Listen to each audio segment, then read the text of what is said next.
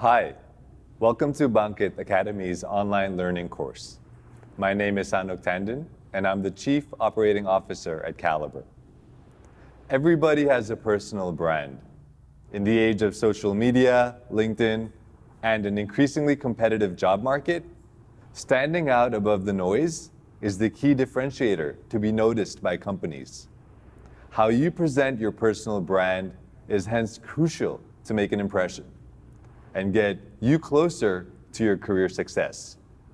Whether you're a fresh graduate or someone looking for a change, defining your personal brand is the most important aspect of standing out and getting hired.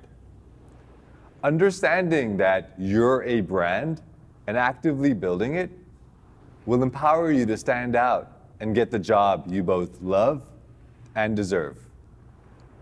There are many ways to inform people about your brand, and the three main ones are through your resume, your social media profile, and your network. All these will hopefully lead to an interview where you present yourselves in person. So let's begin today's session. Digital branding and interview communication. The learning objectives of this session, firstly, as you recognize the patterns of strong professional resumes and social profiles, you're expected to be able to apply and develop your very own assets. Secondly, you'll be able to recognize the importance of networking and nurture the skills to approach professionals through offline and online means. Lastly, you'll be introduced to interview communication, where you will gain understanding to prepare, behave, and communicate effectively and properly. As technology leads to new opportunities and ushers a new era of work, digital talent like us have access to a myriad of career opportunities.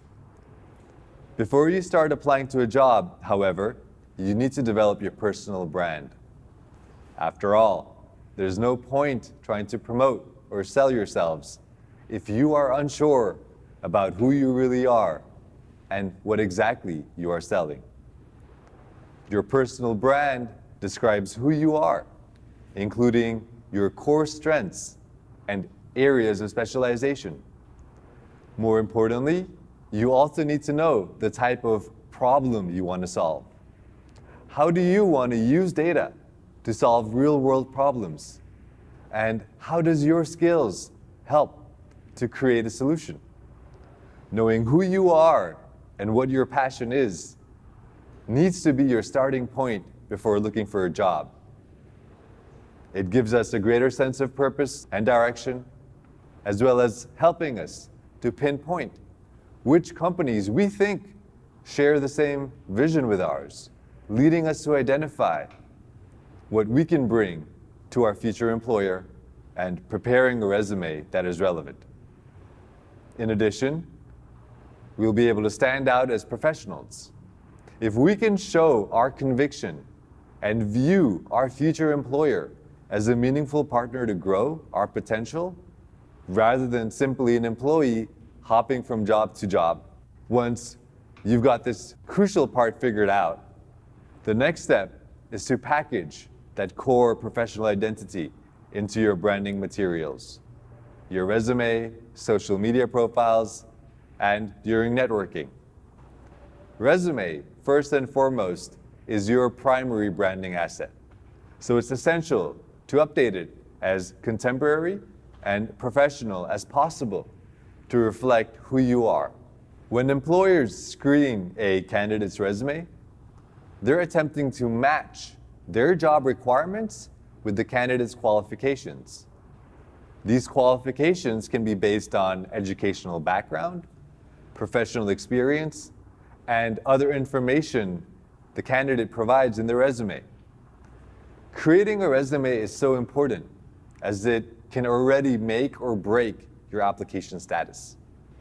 Resume screening usually involves a two-step process based on the role's minimum and preferred qualifications. The first step of screening is based on the minimum qualifications. Minimum qualifications are the mandatory qualifications that a candidate must possess to be able to do the job.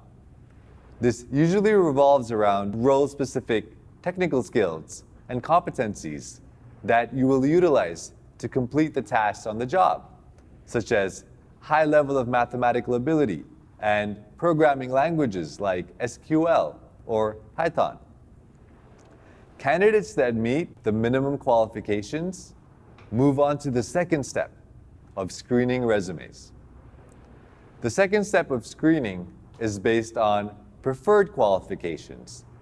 These qualifications are characteristics that would make someone a stronger candidate for the job. This is your opportunity to set yourselves apart from the competition, as hiring managers want to see highlights of qualitative characteristics and real-life examples of how you apply the skills listed in your minimum qualifications. Evidence of your ability to plan work and meet deadlines, communication, and collaboration skills are some aspects that companies want to see on your resume. Hiring managers cannot instantly know your working style from your list of skills alone. As such, they want to see your stories, how you practice your skills, and learn from its mistakes and successes. Obviously, you want to show the very best of yourselves in your resume. To ensure that you can show your brand in a comprehensive and structured way, your resume needs to consist of these points at the minimum: your personal details, your professional summary, your educational background, your work experience, and your skills and interests. Resumes that are concise, clear, and complete will allow the recruiter to know you better. On the other hand, if a resume looks messy or too long, hiring managers might ignore your resume, despite all the content provided on it. For fresh graduates, despite not having significant full-time work experience, you can still showcase your capabilities by focusing on your educational achievements and voluntary or internship experiences. Showcase your university thesis, certifications, and the skills you've gained from your internship experience during your university years, as long as they are relevant to the job for which you are applying. Take a look at a sample candidate profile that has been processed at a technology company. The candidate concisely explains every detail of section in an easy-to-read and in a structural manner. This resume provides a lot of information to the hiring manager, despite only being one page long. Now that you have seen what a good sample CV looks like, let's dissect each resume section and prepare your winning resume, starting off with the professional summary. At the beginning of the session, you've learned about the importance of a strong professional identity.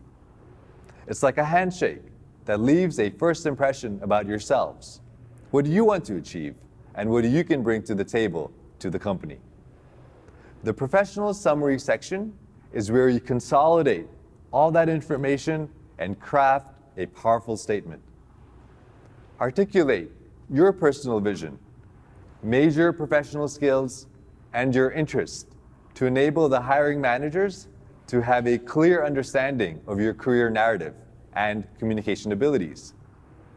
Through a positive first impression, you're one step ahead than your competition. There are several steps to write a great professional summary, provided that you already have a clear understanding about who you are. A good summary is written briefly, 200 characters at most. Going over that will result in readers skimming through what you've written, and moreover, it will take up a lot of space in your resume. Take advantage of the 200 character limit to describe and highlight yourselves as well as possible. Always use the first person narrative when writing about yourselves. Don't introduce or describe yourselves in the third person. Using the first person narrative makes your resume more personalized and approachable. Highlight your specialties by adding them as keywords. An easy way to optimize your profile is by adding keywords at the bottom of your summary. This will reinforce your skills that are relevant to the job, and recruiters will quickly grasp that you indeed have the skills they are looking for. Be specific with your skills. Show them what you're passionate in. Let your personality shine, and showcase your passion for your work. Bring out interesting personal stories and relate it back to your career.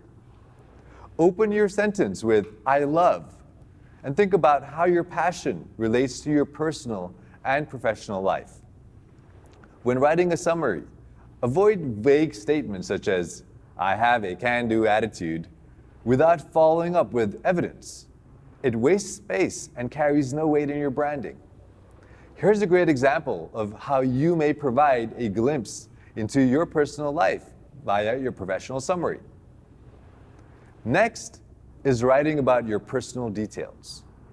At the beginning of the resume, put the content at the center of the page, detailing your full name in large, bold letters. Put in your contact number, address, email address, and social media profiles concisely. They should not take up a lot of space.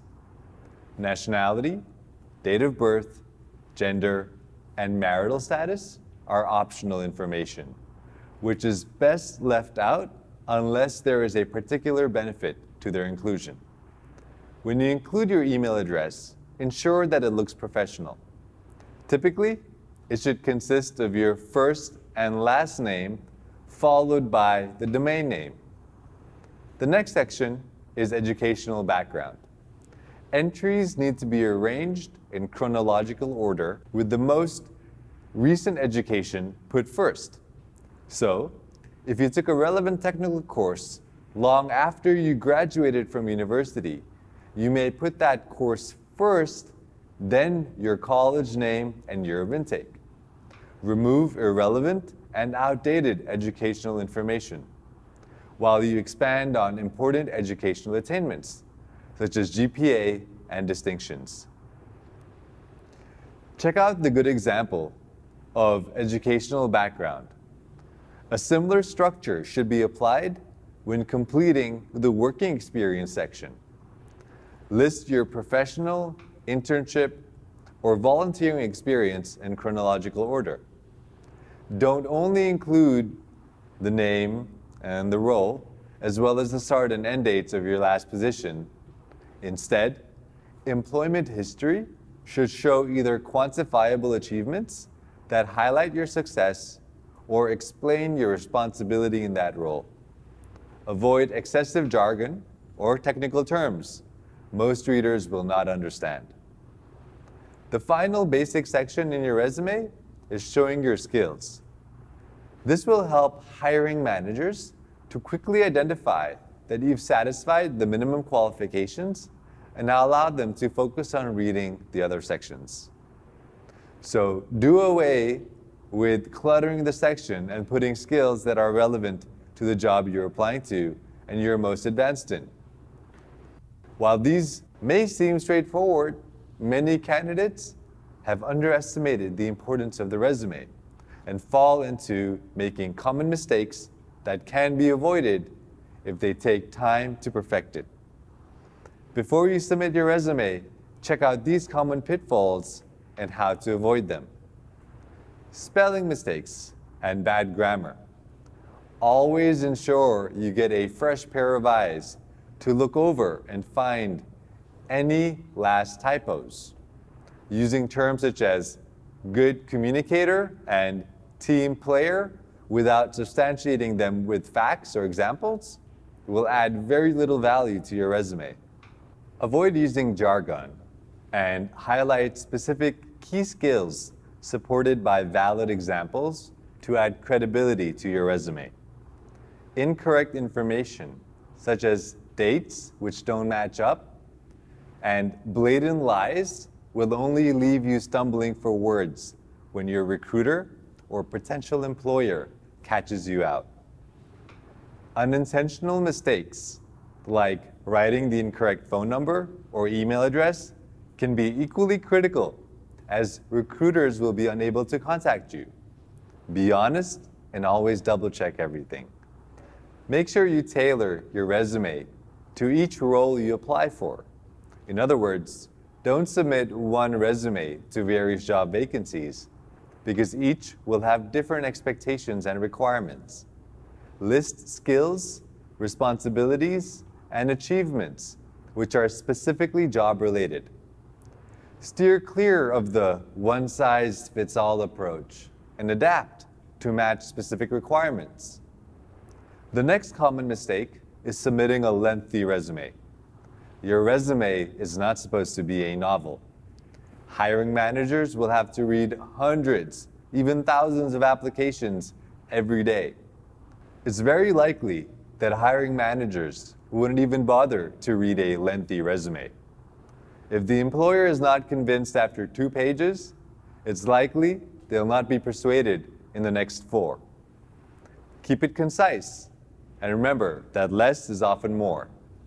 Highlighting too many skills or claiming to be expert in too many of them, especially when lacking significant work experience, makes the resume look inflated. Be honest. Only write skills that you have mastered and are related to the job.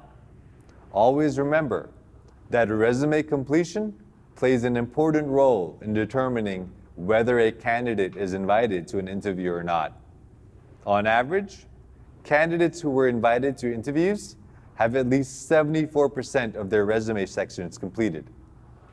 It's always preferable to show as much as you can, as you'll have a higher chance to be invited for an interview. Take time to ensure that you have all required information listed in your resume. You can find more resume examples on the module. You can use them as a reference, but remember that those only serve as guidelines, not something that you can copy word for word. The strength of a resume can only be shown when you can show your life's purpose, articulate the problems you want to solve, and tailor the resume based on the job you're applying for. Let's move to the next section, building your online presence.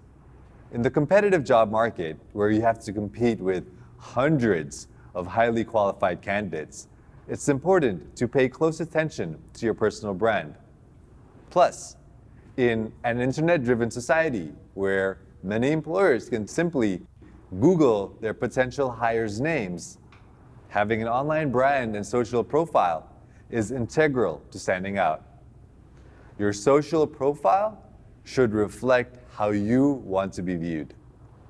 If this hasn't convinced you of the importance of social profiles, there are other benefits that you can reap by being present online. By going online, you are more searchable. Treat your online presence like your online resume.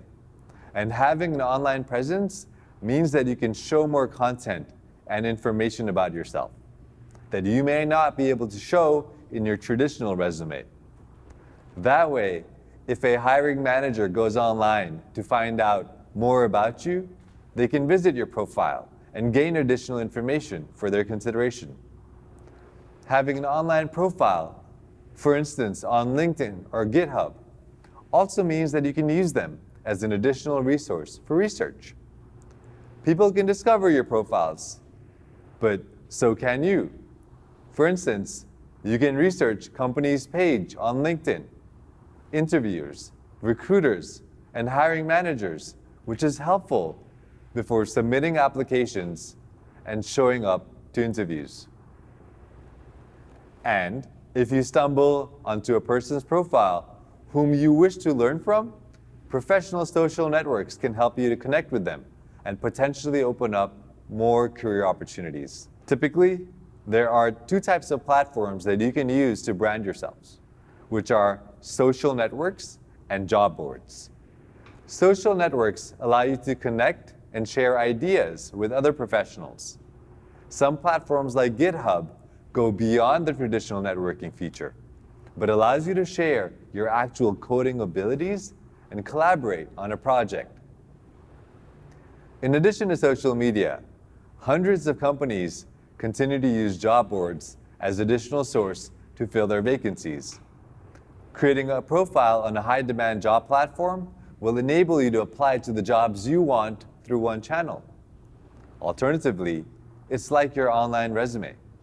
Recruiters will also be able to quickly find you through a resume search feature. Let's look at LinkedIn. Put simply, LinkedIn is a social network for professionals. Whether you're an employee at a major company or even a first-year college student looking to explore future career options, LinkedIn is for anybody and everybody who is interested in taking their professional life more seriously by looking for new opportunities to grow their careers and to connect with other professionals. Once you've created your account on LinkedIn, you will have access to its features, which include connecting with new people, searching for jobs, and messaging your networks. If you want to connect with people such as career coaches, other professionals in your field, or industry leaders, you can try to search their name and invite them to connect. Aside of LinkedIn, there's also GitHub, which is the coding and open source repository hosting platform for collaboration and version control, sort of like a cloud for code. It can contain folders and any type of files like HTML, CSS, JavaScript, documents, data, and images. GitHub allows programmers to show their works for the public to see. You can showcase your latest creations and share your passion to like-minded people. Moreover, it is one of the largest coding communities, so using it can provide wide exposure to the latest trends and knowledge that you need to know.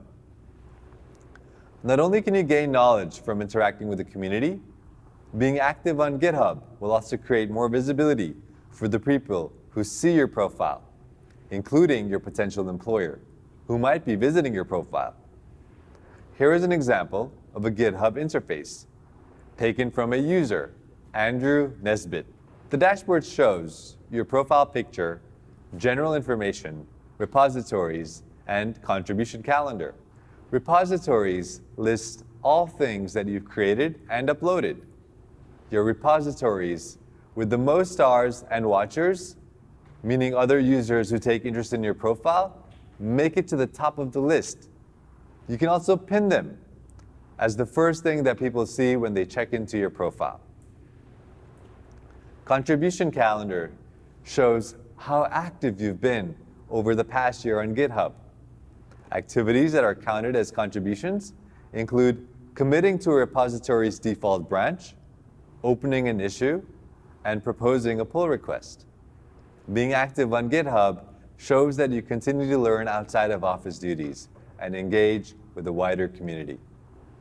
There are a couple ways to optimize your GitHub. First, regularly update your GitHub code. It is better to make small changes and keep posting them on a frequent basis instead of none at all. At times, hiring managers also check the activity of your GitHub account. When submitting anything, write clean, commented, and well-organized code.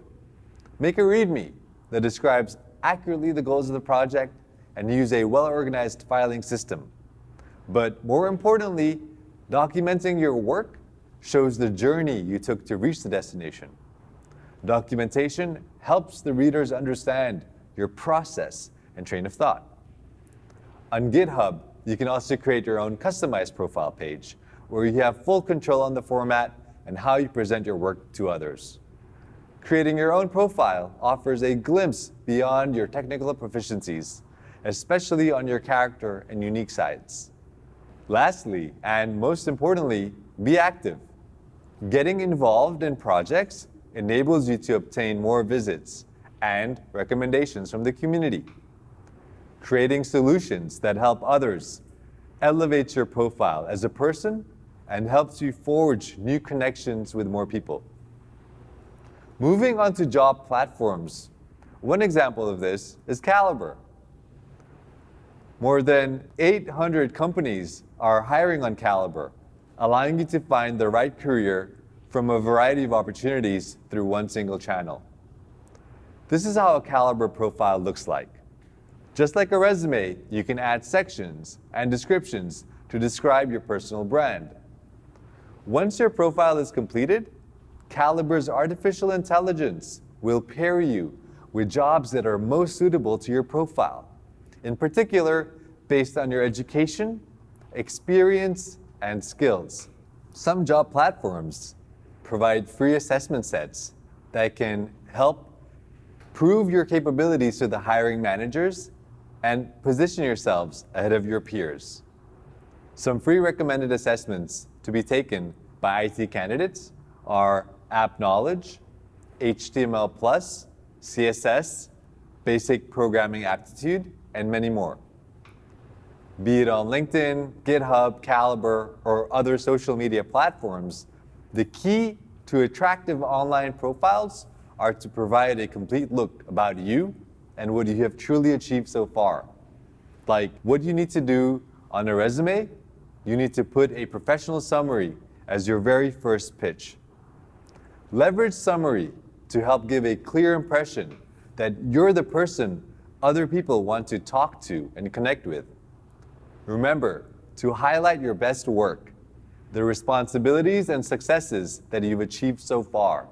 However, despite your ability to approach hiring managers through these online platforms, one thing that you need to avoid is directly contacting hiring managers through LinkedIn or Caliber, asking to be considered for a job. This practice is simply not recommended. To ensure fairness, many companies explicitly ask that applicants will only be considered through their website or an applicant tracking system. While contacting them can help your application get noticed, it can also annoy a hiring manager who prefers not to be contacted by applicants or make them believe that you have an ulterior motive. This in turn may damage your brand. Hence, what is the right way to contact hiring managers? Message them with the purpose of networking or asking for advice on what is expected in their industry or type of companies. When you talk to people to have greater insights about career development and industry trends, many people, including hiring managers, welcome discussions about career development. This is closely related to networking, which we will discuss next. Career networking or professional networking is all about meeting people. Networking is not only about exchanging information, but also serves as a platform to create long-term relationships with mutual benefits. A network can start anywhere and with anyone you meet or will meet, be it in person or online. That means even if you're just starting out, you are already part of a network. The next step is to learn how to expand, maintain, and use this network effectively. In relation to career advancement, networking is an indispensable activity. There are various ways a strong network may help advance your career. Networking improves your visibility. When you present your character, expertise, and competency in a public setting, people take notice of your purpose and value. It creates opportunities to forge connections with new people who may be able to help you next time you're searching for a career. Networking will also help you find a mentor. One of the best ways to explore an industry, company, or position you find interesting is to learn about it firsthand. Networking will provide us with invaluable opportunities to connect with others that may help prepare you to be closer with your career goals. Through these connections, you may access expert advice, insights, and best practices that are relevant to your needs. From those people you've met, there are opportunities where you can receive recommendations for job vacancies. There's a saying, it's not what you know, it's who you know. And that cannot be more than true. There are some job vacancies that are not publicly advertised to job seekers, and the applicants are either directly sought out or received via employee referral programs. This is because employers prefer to hire candidates that are referred by a trusted source. Through your connections, you may discover career opportunities that could be the right match for you. With all these benefits, it will be a huge miss if you don't engage in networking. Once you find an individual with whom you are interested to network, the first thing you can do is to find their contact through LinkedIn, where you can send a request to connect with them. Take note of these etiquettes on how to write a compelling networking request. Begin by introducing who you are, then immediately and clearly express your intention in writing to the recipient, whether asking for career advice, asking for a referral, or expressing your thanks for assistance they provided you. If you have met them before, tell that connection. This will help to engage the reader's interest. Also, don't forget to have a clear email subject line. Here's one example on how to introduce yourselves. After the introduction, provide some persuasive context, elaborating on the reason why you are asking the favor of their time and attention. Allow the contact to know what to expect when they meet you and convince them that their time will be well spent. Thank the recipient when you're done. Your closing paragraph should express your gratitude for their consideration of your request and let them know how they can reach you. Like in a resume, grammatical or spelling errors could distract the reader from your message. You should also ensure that tone and language you use are professional, as this is a business correspondence. If you're using your email or going to share your email to the recipient, make sure that you use professional email addresses. Your email address and profile are the first things that the contact will identify. So keep it professional at all times. If you haven't received any response after some time, don't get discouraged. Unfortunately, people who are flooded with email on a daily basis often do not check emails from unknown sources. If you do not receive a response, it is perfectly okay to ask from other sources, such as telephone calls, or send a couple of follow-up messages on LinkedIn. You may not get through to the person on the initial try, but remember that persistence and congeniality will go a long way. Knowing your personal brand and packaging it through your resume, social profiles, and networking will hopefully lead you to an interview.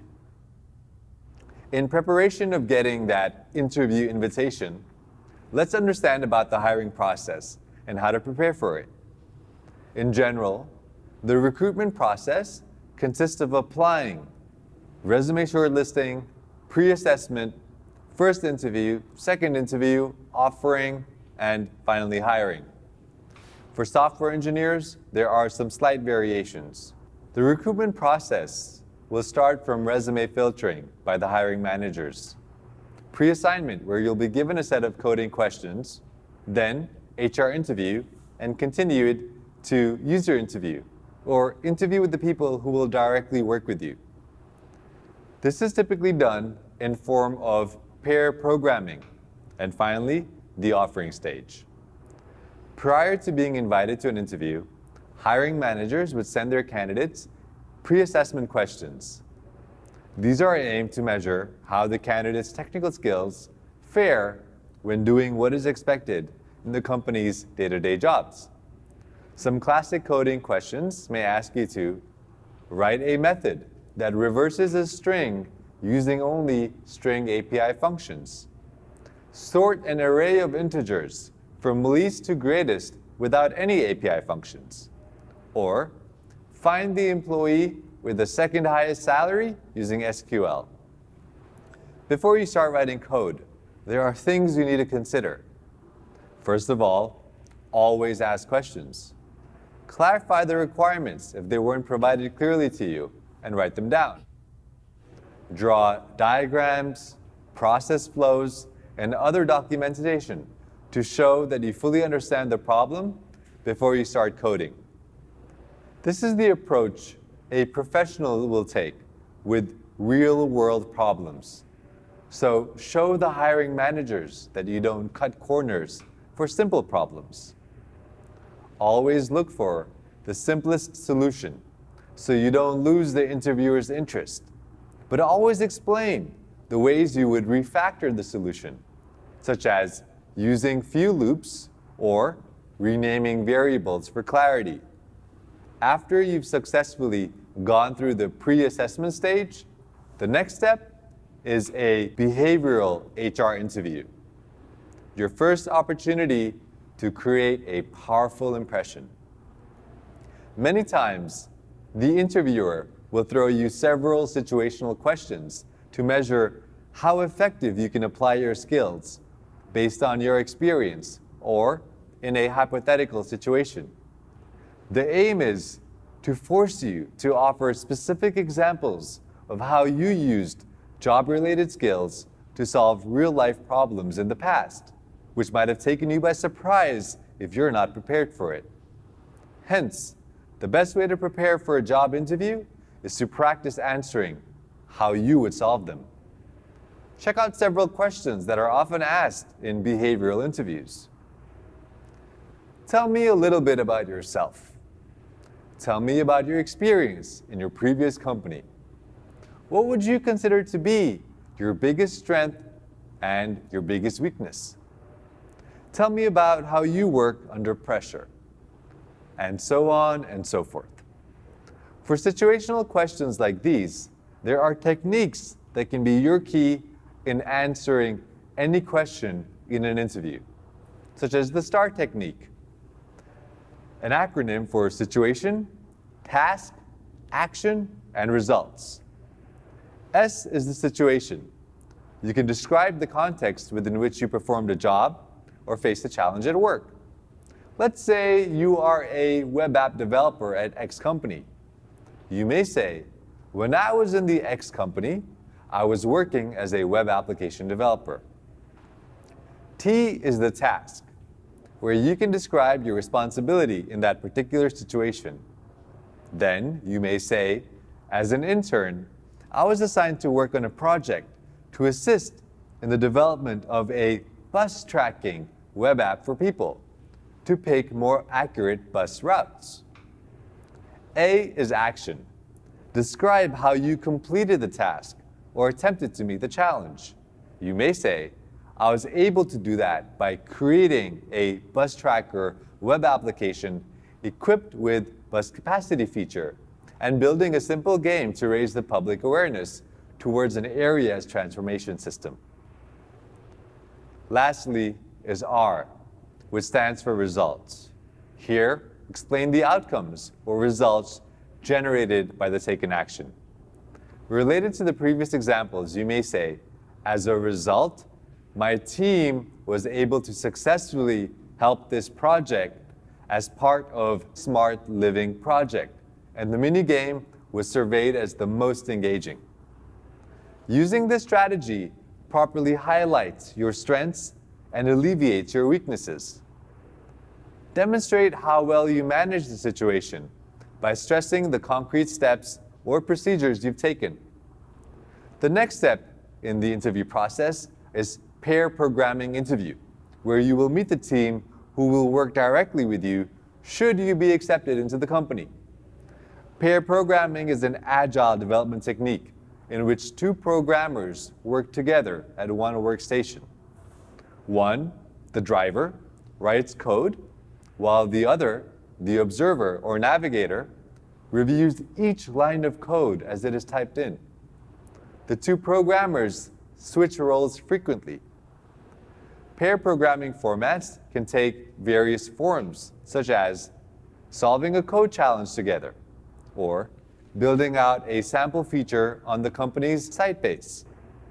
Generally, the test aims to understand three qualities from how you break down and understand the question set that was given, how you think through possible solutions, and how well you communicate and collaborate with the candidate through the process. To succeed in pair programming, first and foremost, be prepared. Check the company's website and equip yourselves with the knowledge on their products and programming language they use. Make it seem like a normal pairing day. Stay calm, and instead of treating it as a technical interview, make it seem like a pairing test drive with a partner. Make sure to communicate effectively with your partner. Talk to your pairing partner about what you're planning to do along with your solution. This lets them know that you communicate your ideas well. Always have an open mind and don't force your ideas. Opening up to other ideas and feedback shows that you can work in teams. Lastly, focus on solving the problem and pay attention to the cues of your partner. Your interviewer will either agree to your approach or let you know if you're doing something wrong. In essence, preparation is the name of the game in interviews.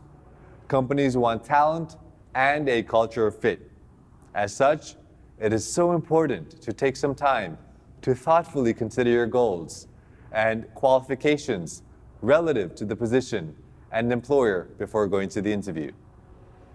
Do your research on the company to know deeper about the company and the interviewers. Find out what technologies and frameworks they use. What are their 2 or 3-year initiatives? What markets and domains do they work with? Research gives you not only good talking points and shows your interest in the company, but also helps you pinpoint where your skills align with the job requirements. While researching the company, look up your interviewer on LinkedIn.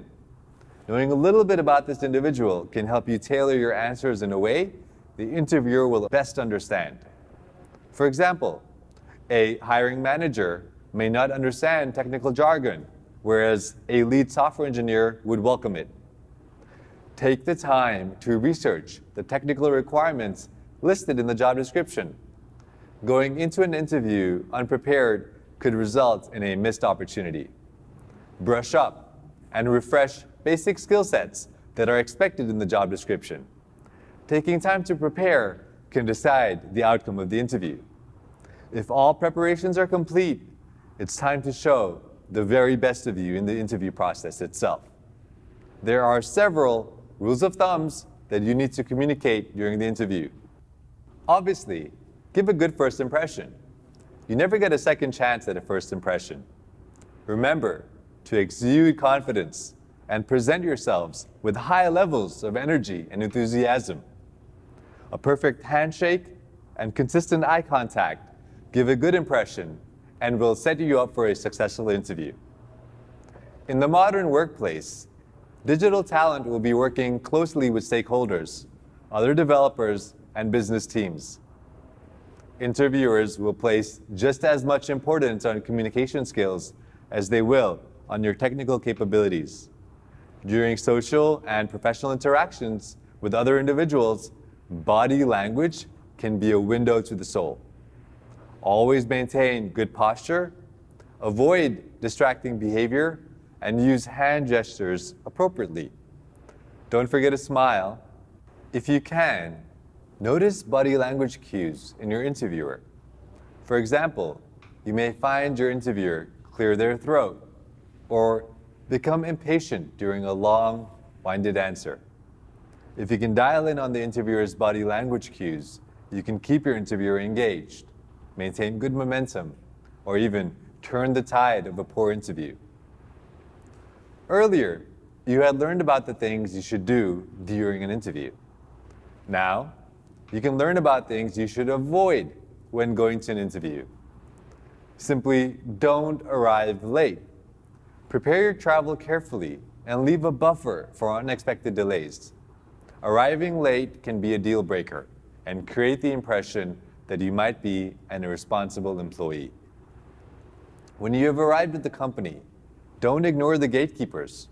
Instead, be kind to everyone. Do not overlook a single one. Smile and greet politely. Even the receptionist or administrative worker may be asked their opinion about the impression you have made. Engage everyone you meet and make them feel very important. Leave your phone during the interview. Do not leave your cell phone on during the interview or glance at it at all. Most of us are semi-addicted to those messages and alerts that keep coming into our phones. So knock out that temptation by silencing your cell phone. If your phone is a distraction during the interview, it is disrespectful and it may break your concentration. Employers may question how motivated you are about the job or if you will spend too much time on the phone if hired.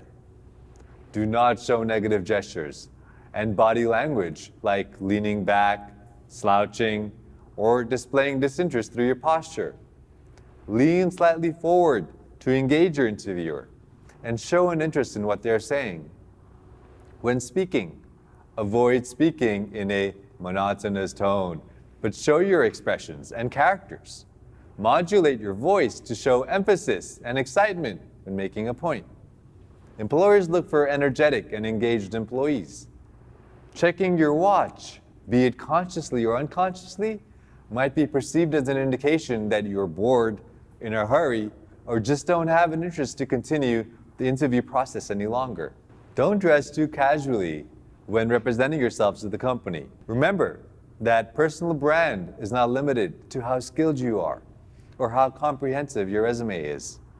How you represent yourself through appearance, gestures, and body language is very important. You also need to ensure that you're not being careless and jump straight to respond to the interviewer's questions. Listening is an underrated interviewing skill. Make sure you know what your interviewer is driving at before you launch into an answer. Next, don't act nervous or dejected if things aren't going perfectly. Retaining your confidence when you are stumped by a question can demonstrate that you will work well under pressure. Saying confidently that the question is a great one and that you will need to give it further thought to answer it fully is acceptable. Review what to do if you can't answer an interview question so you don't panic if it happens. Last but not least, don't reflect an angry tone in your voice if your interviewer has taken a combative stance. Stress questions can be a test of how you will retain your composure under fire. Maintain a civil tone at all times. Now that you've given your best in the interview, it doesn't mean that the interview process has ended. There's one more step that you can do to show your enthusiasm and interest towards the job after the interview. Send a thank you email to the hiring manager for their time to meet you and get to know you during the interview. Send a follow-up email to the interviewer to ask about the status of your application. Follow the timeline the employer gave you. If they didn't give you a specific time on when the company is going to contact you, email within 7 to 10 days after the interview. You don't want to appear desperate or risk annoying the interviewer, but you do want to demonstrate that you are interested in the job. When your initial follow-up contact doesn't bring immediate results, it's important to exercise patience while waiting to hear back about a job. Now that you've learned about personal branding and interview communication, let's sum it all up. Preparing for your career search process means researching, networking, learning, and ensuring that you are ready for success. Start by defining your goal and purpose, and understand the problem you want to solve in your career. Make sure your resume is complete. You should put keywords and most relevant professional experiences to make your application stand out. Build your online presence to improve your visibility, be it on professional social media platforms or job boards. Building a strong network is an indispensable activity for your career. You'll never know what opportunities you will get from the people you've met. Interview is about preparation. Find information about the company and practice your answers. So now it's your turn. How will you improve your personal branding and interview communication skills after taking this class? In career, it's not about falling in love with the solution, but falling in love with the problem.